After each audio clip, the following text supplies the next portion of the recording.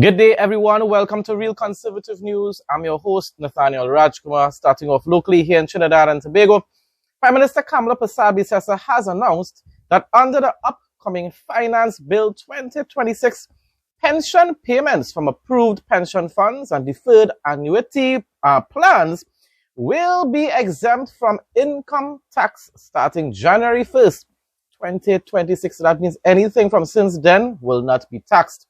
The Prime Minister said this was a commitment made during the election campaign and was announced in the budget.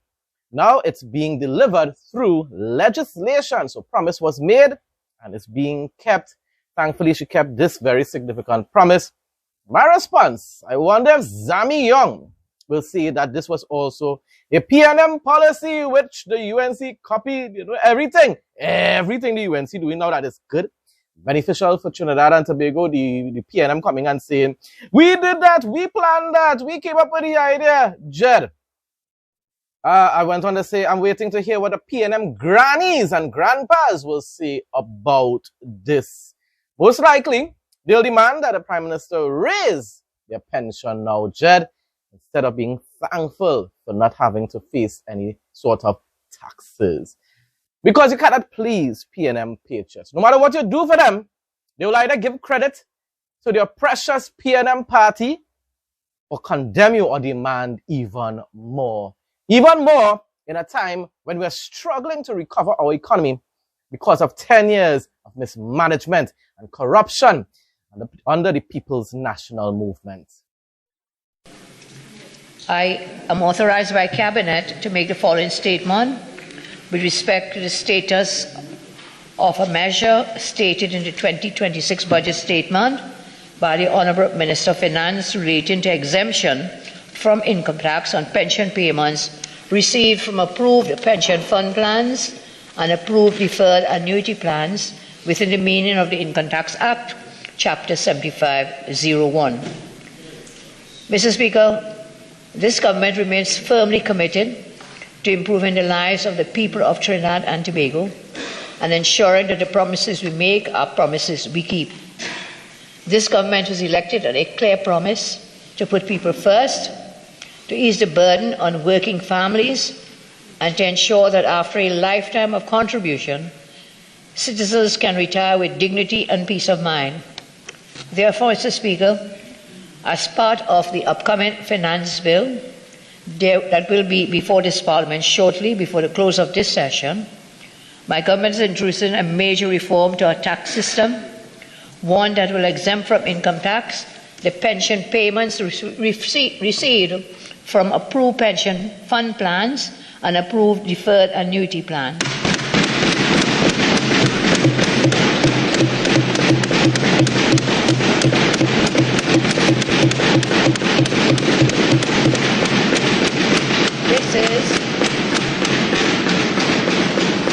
This is a significant and meaningful step forward. It is about fairness, it is about responsibility, and above all, it is about people. For too long, many persons who did the right thing, those who worked hard, they saved consistently and contributed to pension plans or deferred annuities, have found that when the time comes to benefit from those savings, a portion is taken away through taxation. That reality has not always reflected the values we believe in as a nation. A pension is not a windfall. It is not a bonus. It is the result of years, sometimes decades, of sacrifice, discipline, and commitment. It represents foregone consumption today in order to secure tomorrow. It represents workers choosing to invest in their future rather than spending all in the present. My government believes that such responsibility should be rewarded and not penalized. That is why we are removing the tax burden on income derived from approved pension fund plans and approved deferred annuity plans. There was a tense exchange in the lower house yesterday afternoon between Minister of Public Utilities Barry Padarat and MP for Aruca Lupino Marvin Gonzalez. Marvelous Marva. regarding delays and repairs to the El Socorro booster station, with Minister Persad stating that the facility is now receiving attention following what he described as a decade of neglect. Of course, Persad is 100% correct, but the PNM and the Kakash media will never admit that. Minister Persad confirmed that there is further delay to restore supply due to a motor failure. Once again, why you think the motor failing? Why you think? PNM? No, I'm not just blaming for blaming's sake. Everything, all the infrastructure was abandoned and neglected for 10 years. What do you expect to happen? Is it a new motor? A PNM patrons, can you tell me if it's a new motor? But WASA has already put measures in place to address the issue. My response, PNM politicians only become aware about issues which plague our nation when they're in opposition. If their party was in office, they would have been still preaching the whole strain gospel while promising that better days would come in 2027. Remember, that's what they were saying, though.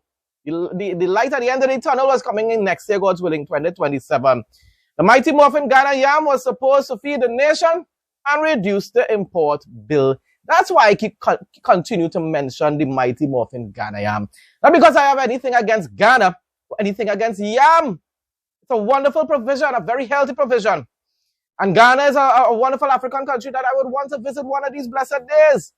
But it's about using tribalism, tribal sort of concepts, telling people that coming from Mama Africa, so it's going to save Trinidad and Tobago. That's what I have an issue with, and that's what I know that the Prime Minister was trying to do. Using Ghana yam to stir up his base of all things, food. Because he knows everybody wants food, everybody needs food to eat. But how can you promise a nation that the import bill will be reduced because of Ghana yam? I want to say, what if Gonzalez still believes that the populations should learn to make sacrifices and eat less ham and macaroni pie? You remember that? No, of course, no. PNM patriots will forget all that. You know, because back then, it was good. It was patriotic to make sacrifices. It was patriotic to eat less. It was patriotic to use less water. As I used to say, I use a 2-liter bottle of water to bathe with. Jed. Sacrifices was wonderful under the PNM. But now you want everything. Everything. You want all roads fixed one time. You want money. You want salaries to be raised one time. Everything to be done one time. After making ultimate sacrifices under the PNM for 10 years. I said, what about Captain Colpot and his bicycle? Wasn't it patriotic to give up your vehicles and you stop using gasoline because it was expensive and use a bicycle instead? Wasn't it also healthy so that you would be able to become more fit? And the Colpot, because you can't afford cooking gas anymore, so you use your Colpot and a breadfruit. Wasn't that the PNM gospel just a few years ago? And everybody clapped and said, amen, it's for we emperor and we country, Jed. All that going now, you know, because patriotism is only valid, it's only good to be patriotic when the precious PNM is in power.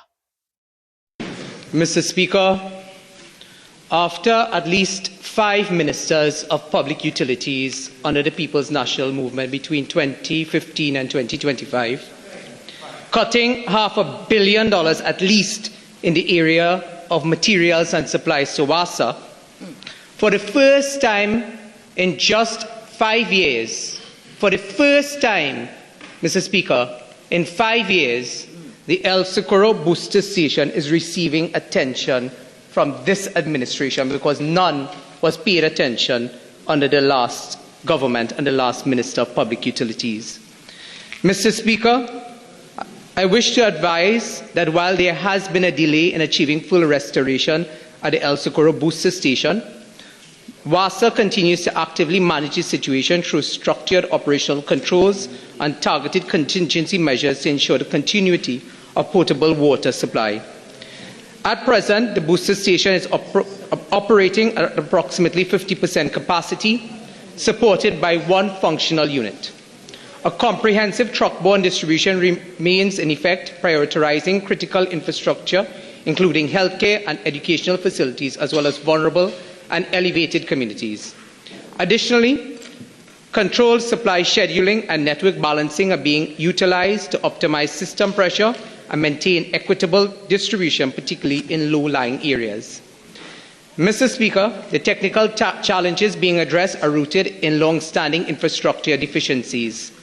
Up to a few minutes ago, Mr. Speaker, when I spoke to WASA, the system was supposed to be back on track. I'm just told that the motor failed and therefore additional work has to be done. This government has given its commitment to being transparent with the population. I don't think the population is unreasonable to understand that we are dealing with a decade of neglect, and therefore it is not a switch that we can flip, but that the investments are being made for the first time in 5 years, Mr. Speaker, to deal with the El Socorro booster station. The 2-minute answer period is up. Member Ruka-Lopino. Thank you very much, Mr. Speaker. Mr. Speaker, to the Minister, supplemental question. Minister, the people of Trinidad and Tobago and the 2,000 citizens do not care about your petty politics. They are hungry and they are thirsty, Mr. Speaker. People are thirsty, Mr. Speaker. I am asking the Minister that, having regard to the fact that a motor failed, which would result in 200,000 people without water, what are you doing as a contingency to ensure that the people get a supply of water, those who are affected in Belmont, in Laventille, in Diego Martin, in Cascade, and in St. Anne's? Now, I'm going to speak to you very politely about this. You very well know that questions and supplemental questions, the standing order says, are to be asked without argument, opinion, and all of that. You very well know you've breached it. Right? So, in the future, please observe the standing order. Minister? Thank you, Mr. Speaker. Mr. Speaker, I want to tell my friend from Aruka-Lopino, petty politics is when you do nothing to assist communities who have voted nothing but PNM in the last 60 years, and you have kept them in the squalor and the lack of service that we have inherited. Mr. Speaker, I've spoken to you already about what we are doing to mitigate in terms of truck-borne supply. We have put in additional systems to get those motors up and running. I did tell you a short while ago the motor failed, but I want to share with Trinidad and Tobago what we inherited. Mr. Speaker, colleagues opposite speak about these pumps and these motors. They are parts of Trinidad that instead of investing in additional pumps and additional motors, you know what they used to do, Mr. Speaker? They would give you water through a pump and a motor in one community, disconnect that pump and motor, and put it in another community for another 2 weeks. And they were rotating and roving around with one pump, instead of investing in proper infrastructure as what this government is doing now, Mr. Speaker. That is their track record in the water sector, and that is why we are having these problems along the northwest. So when the member for Aruka-Lopino stands up and beats his chest loudly, it is nothing but pure hypocrisy, Mr. Speaker. Mr. Neely, 2 minutes is up. Prime Minister Kamla Persad-Bissessar has confirmed that the government is actively collaborating with the Tobago House of Assembly to implement new safety regulations for jet skis and pleasure craft. The initiative focuses on establishing clear operational guidelines and modernizing maritime policies to ensure a safer environment for all citizens and tourists enjoying the waters of Trinidad and Tobago. By fostering constant communication between central government and local authorities, the administration aims to enhance public safety and promote responsible recreational use of the nation's beaches.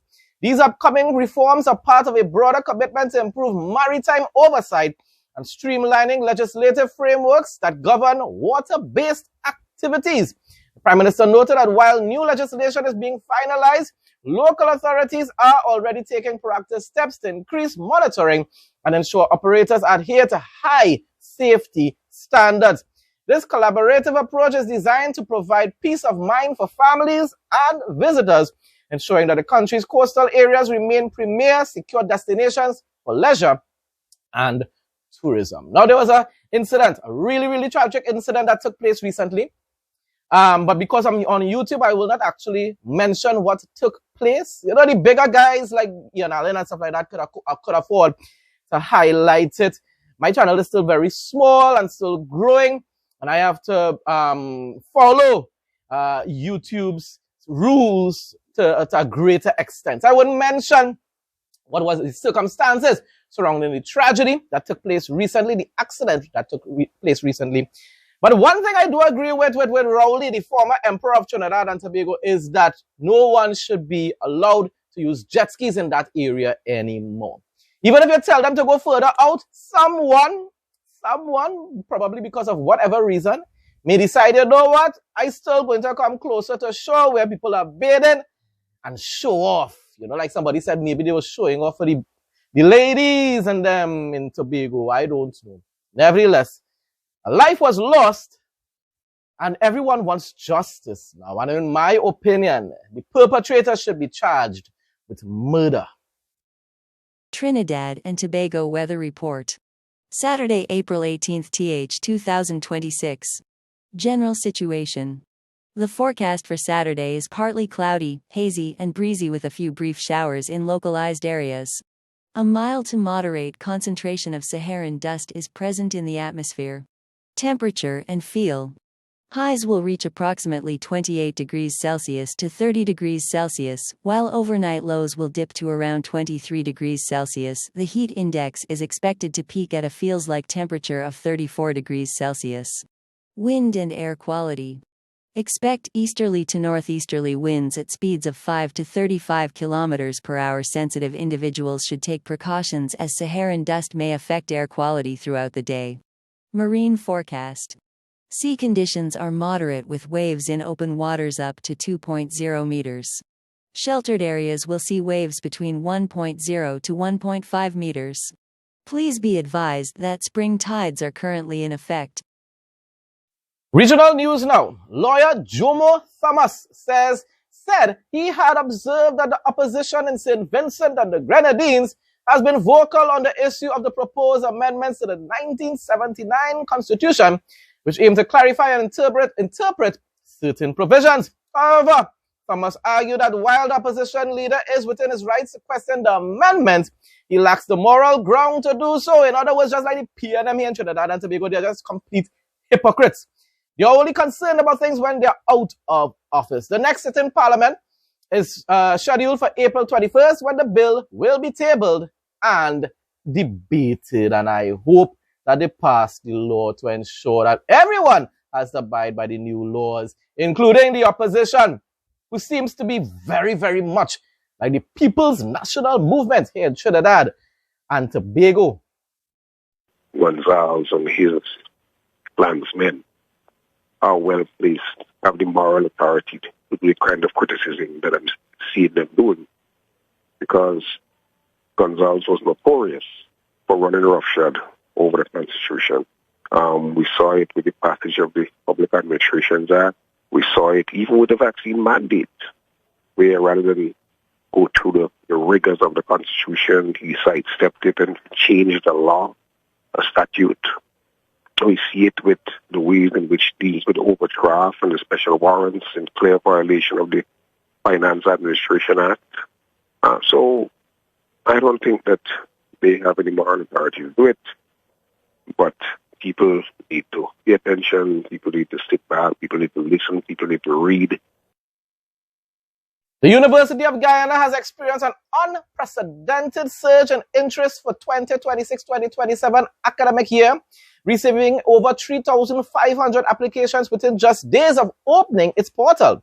This rapid influx follows the historic implementation of free tuition, people, by the government, which has dramatically lowered barriers to higher education and sparked record-breaking engagement for both local and international applicants. Remember when we were celebrating that here in Trinidad and Tobago? I'm telling you, Guyana is on the road to first world status while carrying their people with them. Not just the country, not just the government, people. With the application window set to close in early May, the university is witnessing a competitive drive for spots across its 180 diverse programs, reflecting a renewed national emphasis on accessible academic advancement.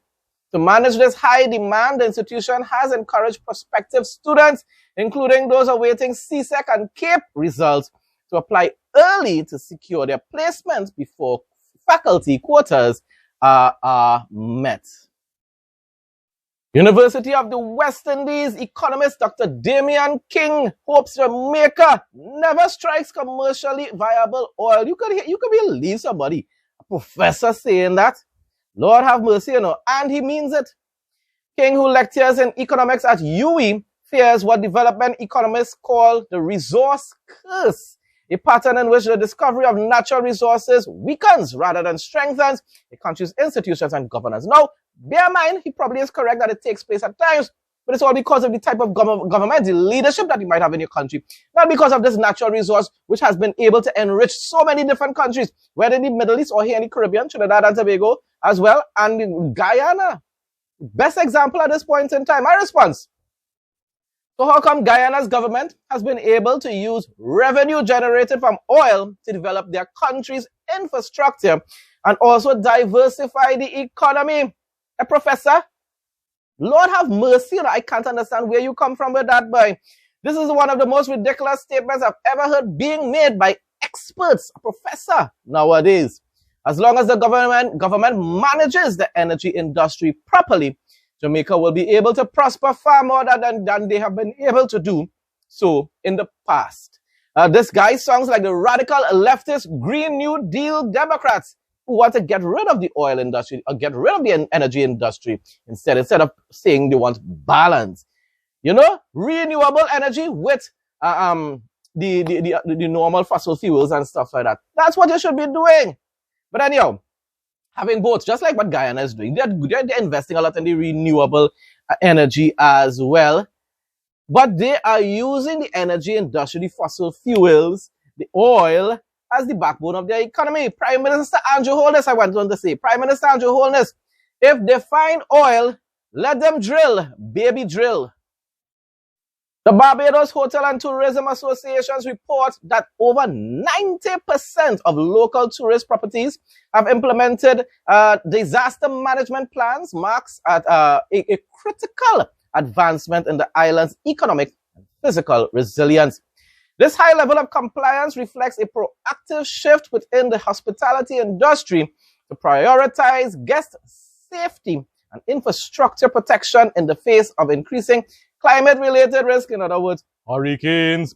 By integrating these crisis readiness strategies with national emergency frameworks, Barbados is not only safeguarding its primary economic driver, you see, and that's what basically even Jamaica depends on tourism to a great extent. That's why we want the oil jet. Anyhow, so Barbados is not only safeguarding its primary economic driver, but also solidifying its reputation for a secure, well-prepared destination for international travelers. You think Prime Minister Mia Mottley will say, no thanks, I don't want no oil here in Barbados? You really think so? What going on? I tell you, what going on with that professor in Jamaica, boy? My goodness. Like when you teaching your students in school, boy? Business Reform Free National Movement, FNM, something like PNM, it sounds like. I don't know the politics yet. So Free National Movement candidate for Southern Shores Denali Penn McKee is vowing sweeping reforms to the Bahamas business environment, accusing the current system of being bogged down by excessive red tape that stifles Bahamian entrepreneurs. Now, that sounds like a good idea, though. So, as I said before, I don't know which party is really the one that really leans on the PNM side at this point in time. Addressing supporters, Penn McKee pledged that an FNM-led government would inject $10 million annually into small businesses nationwide, positioning the initiative as a major boost for local enterprise and economic growth. Now, that sounds good. Is if they will actually keep their promise. You know, PNM like to make promises as well in Trinidad and Tobago, and when they enter in government, they don't do tata. She also committed to a full overhaul of the Department of Inland Revenue, alleging that current practices place undue pressure on business owners. Now, once again, that sounds good. But will you implement it if you really win the election? With less than a month before voters head to the polls, Penn McKee urged the electorate to fire the Progressive Liberal Party framing the upcoming election as a decisive moment for economic reform. And Michael Pintard. Our contract to Bahamian people commits to at least $10 million annually in new grants for small and micro businesses with dedicated funding for young entrepreneurs and family islanders. No one will be left behind. We will overhaul inland revenues so that it serves business owners instead of harassing them and sending out requests for business license and VAT payment that were already paid. We will reform the system so you are no longer taxed on gross overturn when you are barely breaking even. International news now. It started off sounding good, really good, but I knew it was only a matter of time. Let me read it for you. President Trump's refusal to lift the naval blockade on Iran's ports, even as the Strait of Hormuz reopened. It reopened last night, but I will get to what I was saying just now. Demonstrated a masterful use of maximum pressure to secure a definitive victory for American interests. Wonderful, doesn't it sound like that? Yes. By maintaining a steel ring around the rogue regime's maritime trade, the administration is ensuring that Tehran cannot use a temporary ceasefire to refill its war chest or regroup while the transaction is still on the table. In other words, the negotiations are still ongoing. This decisive strategy rejects the failed conciliatory approach of past globalist administrations, making it clear that U.S. sanctions and military dominance will not budge until Iran's leadership fully capitulates to that deal. In other words, they agree to it completely. And they show that they agree, not just by words, but by actions, to the deal that permanently ends their regional aggression and nuclear ambitions and the funding of terrorists like Hezbollah, Hamas, and the Houthis in the Middle East.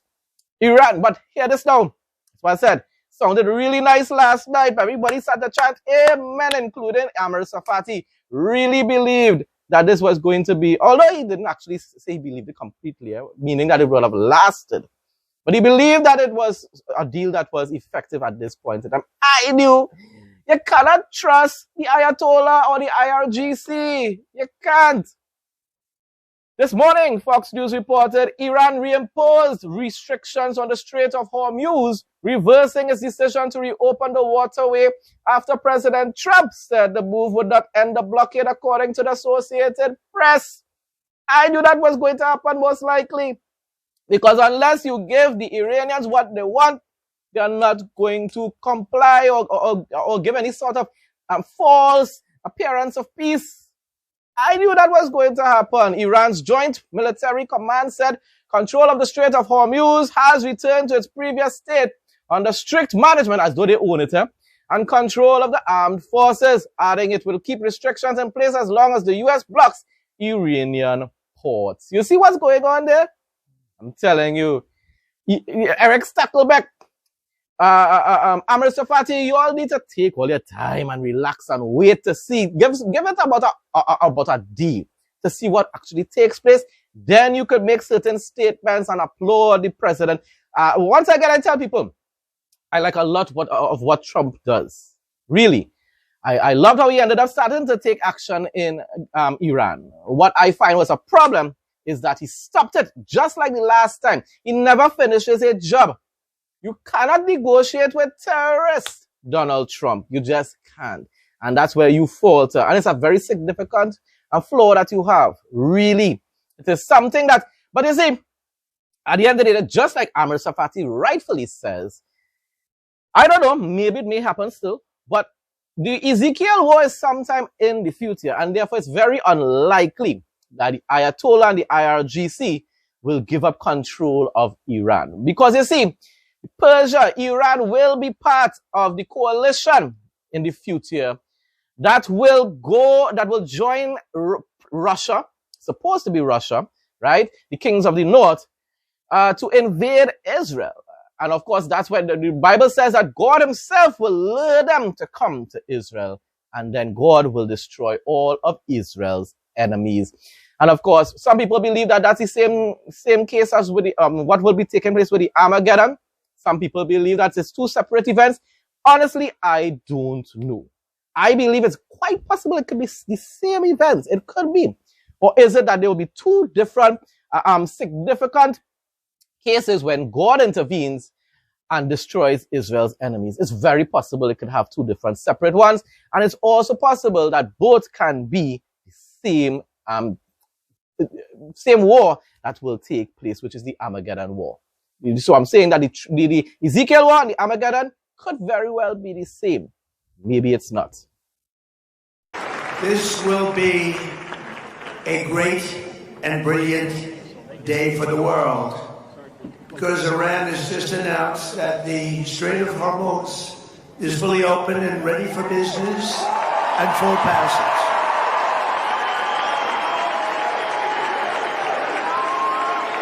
But the naval blockade, with the greatest navy in the world, from the greatest military the world has ever seen, we built it. During my first term, we built it. They said I was crazy. We weren't so crazy, were we? Will remain in full force and effect as it pertains to Iran until such time as our transaction with Iran is 100% complete and fully signed. Among his Muslim Brotherhood patrons in Turkey, self-proclaimed Syrian President Ahmad al-Shara spoke candidly about American recognition of the Golan Heights as Israeli territory. He said the Golan is Syrian land. It is not for any state to give away or recognize. You know, he has gotten much more bold now since Trump made yet another bad decision by pulling out troops from Syria. More than 134 countries recognize that the Golan is Syrian. Those 134 countries are most likely against Israel, of course. My response, if Trump wasn't playing games with all these radical jihadists, including this man, this bold statement would have never been made. It would have never been made, at least not publicly. He would have said it privately with his friends. Al-Julani, which is also what he's known as, that is also his other name. Al-Julani is basically declaring war against Israel. Thus far, I haven't heard President Trump say anything. Neither Benjamin Netanyahu stays silent for a while, assesses a situation, then takes appropriate action. Now for the interesting facts segment, a giant panda has gone viral after joyfully rolling and playing in a fresh pile of bright red autumn leaves. The adorable moment captured the panda's natural curiosity and playful personality. Experts say enrichment activities like leaves, toys, and new scents help stimulate pandas mentally and physically in conservation centers. While claims about pandas preferring red colors are not strongly confirmed by scientific research, pandas are known to investigate new objects and textures in their environment. One thing is certain, the heartwarming video has made animal lovers everywhere smile.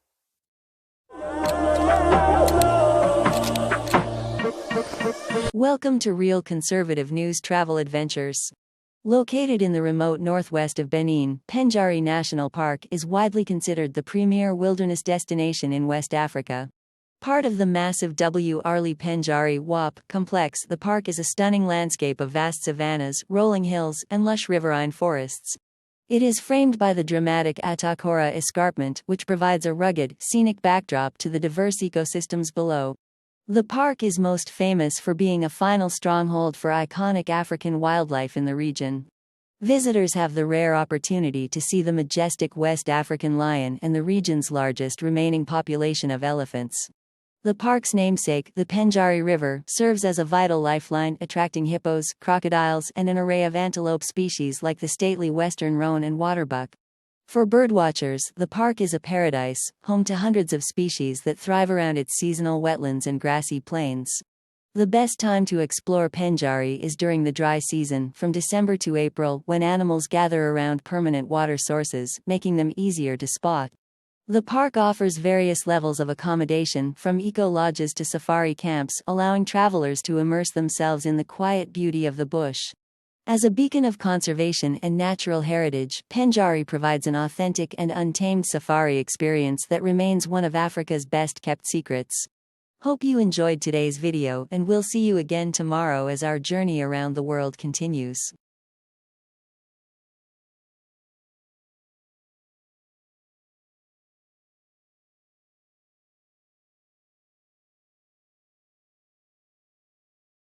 Folks, that brings us to the end of today's news report. Thanks again to everyone who continues to support my content.